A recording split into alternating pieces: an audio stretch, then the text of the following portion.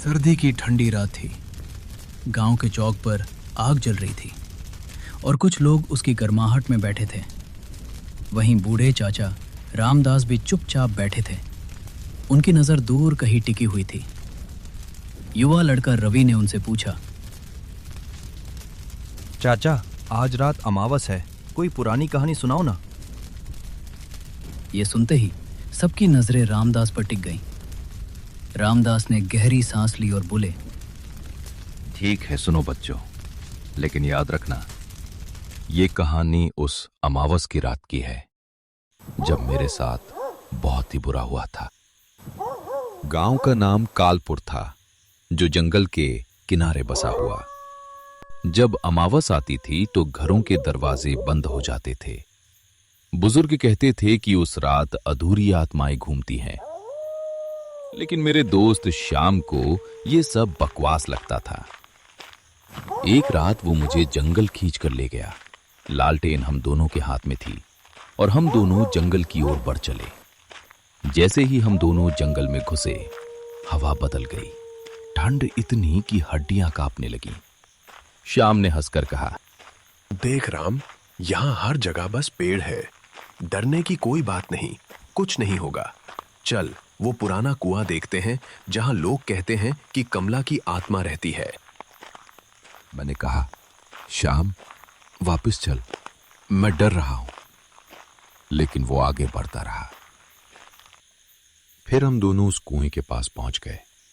कुआं बहुत पुराना था, ईंटें टूट चुकी थीं। ये सब देखकर श्याम बोला, देख, यहां कुछ नहीं है। तभी कुएं के अंदर से आवाज आई, धीमी, सुबकती हुई, जैसे कोई औरत रो रही हो। हम दोनों ठिठक गए। मैंने कहा, श्याम चल भागें। लेकिन वो झुककर कुएं में देखने लगा। तभी पानी में से कुछ सफेद उभरा, लंबे बाल, लाला साड़ी, और श्याम चिल्लाया, राम भाग। हम दौड़े। तभी पीछे से आवाज आई, रुको, मुझे अकेला मत छोड़ो, मैं भी तुम्हारे साथ चलूंगी। हम जंगल में भटकते रहे। रास्ता गुम हो गया। हर तरफ वही सरसराहट, जैसे कोई हमारा पीछा कर रहा हो। कुछ देर बाद हम एक पुराने मंदिर पहुंचे। श्याम ने कहा, यहां छुप जाते हैं, आत्माएं मंदिर में नहीं आती। लेकिन जैसे ही हम अंदर गए, दरवाजा खुद ब खुद बंद हो गया। बाहर से खटखटाहट हुई, फिर आवाज आई, खोलो, मैं ठंड से मर रही हूँ, मुझे अंदर आने दो। उसकी आवाज सुनकर श्याम कांपने लगा। उसने कहा, राम, वो कमला है। मैंने सुना था उसके पति ने अमावस की रात उसे कुएं में धकेल दिया था। वो न्याय मांग रही है। फिर हम रात भर मंदिर में बैठे रहे। फिर अगली अमावस आई। श्याम गायब हो गया। उसे पूरे गांव में खोजा गया, लेकिन वो कहीं नहीं मिला। सुबह हुई तो कुएं के पास उसकी लाश मिली, जैसे किसी ने उसे बुरी तरह से मारा हो। पास खड़े गांव वालों में से एक बोला, इसे कमला ने मारा है। मैं चुप रहा और सोचने लगा कि यह कमला कौन थी। उसके बाद हर अमावस को कोई न कोई गायब होने लगा और हर बार लाश कुएं के पास ही मिलती थी। लेकिन मैं अभी भी बहुत चिंतित था कि यह कमला कौन है। एक रात मेरे चाचा ने कहा, राम, इस कमला का हमें कुछ करना होगा। चलो पंडित राम प्रसाद से बात करते हैं। हम पंडित जी के पास गए। तब हमें पंडित जी ने बताया, कमला की आत्मा अधूरी है। उसके पति ने उसे सिर्फ मारा ही नहीं, बल्कि उसकी आत्मा को बांध दिया, इसलिए वो कुएं में ही रहती है। उसे अब न्याय चाहिए। उसके लिए हमें इस अमावस को कुएं पर हवन करना होगा। हमने फैसला किया, अगली अमावस को मैं पंडित जी, चाचा और गांव के कुछ आदमी कुएं पर गए।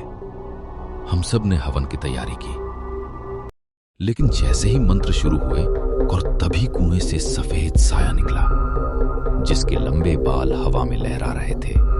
वो हमें देखकर बोली, तुम सब आए हो, लेकिन मेरा पति कहाँ है? वो अभी भी गांव में नाम बदलकर छुपा है। मुझे दो उसे, नहीं तो मैं गांव में किसी को नहीं छोड़ूंगी। शांत हो जा बेटी, वो मर चुका है। झूठ बोल रहे हो तुम, वो अभी भी जिंदा है। फिर पंडित जी मंत्र पढ़ने लगे। ये देखकर कमला गुस्सा हो गई और तभी अचानक से वहां तूफान आ गया। हम सब उसके अंदर समा गए और बेहोश हो गए। सुबह हुई तो चाचा की लाश कुएं के पास पड़ी थी। ये देख पंडित जी बोले, वो सच कह रही थी, उसका पति जिंदा है। ये सुनकर मैंने गांव में जांच शुरू की। एक रात मैंने गांव एक आदमी को देखा जिसका नाम हरिया था। वो हर अमावस को घर से बाहर नहीं निकलता था, लेकिन उस रात मैंने उसके घर के पीछे छुप कर देखा। वो कांप रहा था और खुद से बात कर रहा था। कमला, मुझे माफ कर दे, मैंने गलती की थी, लेकिन मैं अब तुझसे डरता हूं। मैं समझ गया, वो ही कमला का पति है जो गांव में नाम बदलकर छुपा है। ये सुन मैंने गांव वालों को बताया। सब इकट्ठे हुए और फिर हम उसे कुएं पर ले गए और पंडित जी ने हवन जलाया और मंत्र पढ़े। हरिया कांप रहा था। तभी कमला आई। इस बार गुस्सा नहीं, दर्द था उसकी आंखों में। वो बोली, तुमने मुझे धोखा दिया और मुझे मार भी दिया। हरिया रो पड़ा। हाँ, मैंने धकेला था, डर गया था कि तू मेरे राज खोल देगी। माफ कर दे कमला।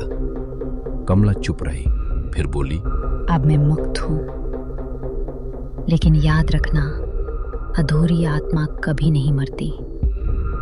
अगर कोई औरत कभी फिर धोखा खाएगी तो मैं लौट आऊंगी। ये कहकर वो धीरे धीरे कुएं में समा गईं।